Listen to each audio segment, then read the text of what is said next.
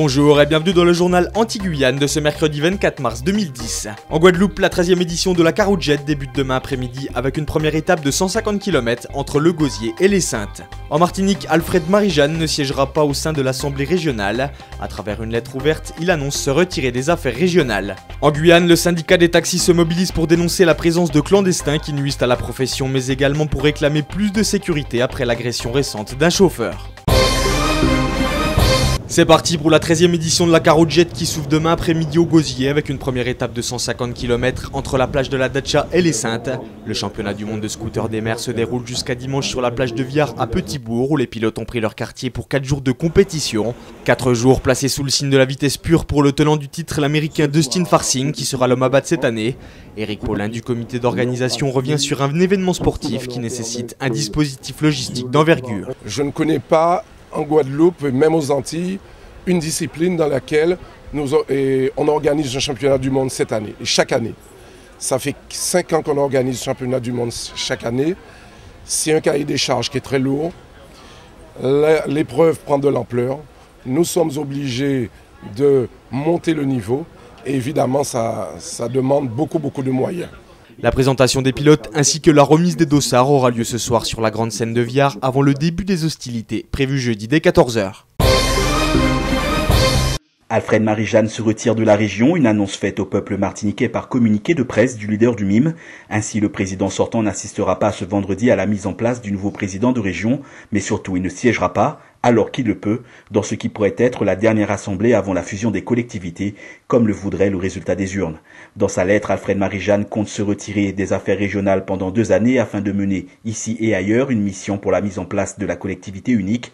La nouvelle renvoie à quelques mois de cela lorsque le président de région annonçait se retirer de la vie politique dans le cas où l'article 74 serait rejeté par la population lors de la consultation populaire. Malgré l'échec de sa campagne d'alors, il avait continué à assumer ses fonctions à la tête de la région. En attendant, c'est Daniel Marie-Sainte qui prendra la tête des 12 élus, des patriotes et sympathisants et qui aura la charge de le représenter lors de la séance d'installation du nouveau président du conseil régional. Hier matin, le syndicat des taxis guyanais manifestait son mécontentement. Ils se sont d'abord rendus à la mairie de Cayenne, puis à la préfecture. Pour faire savoir aux préfets ou aux instances concernées que nous sommes en danger vis-à-vis de la profession.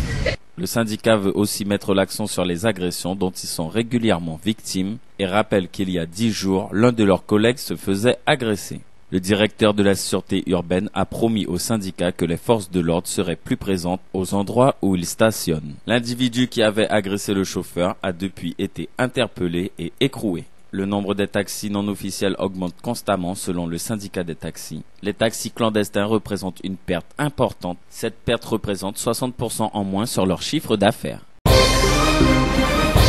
Le procès hors du commun qui se déroule à la cour d'assises de Fort-de-France autour d'une vaste affaire de narcotrafic entre le Brésil et la France est entré dans sa dernière phase et le verdict pourrait être livré dans les prochaines 48 heures. Une quarantaine de personnes se sont retrouvées dans le box des accusés, toutes d'origine maghrébine et en point de mire, 2 jeunes femmes interpellées en 2005 à l'aéroport du Lamentin alors qu'elles tentaient de transférer plusieurs kilos de cocaïne. Ces dernières heures, il s'est agi d'analyser la personnalité des prévenus à travers leur profil psychologique, social, leur enfance ou encore leur scolarité. Justement, la plupart d'entre eux détiennent un passé souvent difficile et chaotique et les éléments soutenus par leur défense ne manquent pas. Celui qui est présenté comme le cerveau du trafic s'est montré très offensif à la barre, allant même jusqu'à comparer les conditions de détention entre la Guyane et la Martinique pour y avoir séjourné ces dernières années. Des peines très lourdes pourraient être prononcées par les 7 magistrats professionnels chargés de juger les accusés. Temps fort de l'année pour le Centre régional de documentation pédagogique, le Salon des éditeurs était organisé ce mercredi au World Trade Center.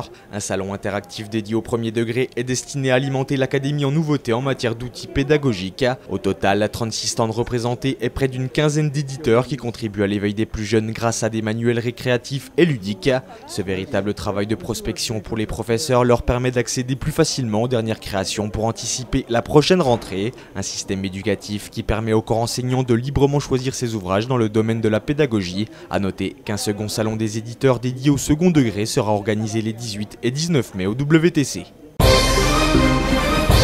Depuis 2001, La loi oblige l'entreprise à demander l'évaluation des risques routiers professionnels, trajets et missions de ses employés. Qu'est-ce qu'une évaluation des risques routiers professionnels? Donc la sécurité routière, c'est une chose et le risque routier professionnel, c'en est une autre. Donc nous, en fait, ce sont des stages qui emmènent un apport de compétences et de sécurité au volant pour tout conducteur. On peut dire que toute personne se rendant au travail en voiture se doit de passer cette évaluation.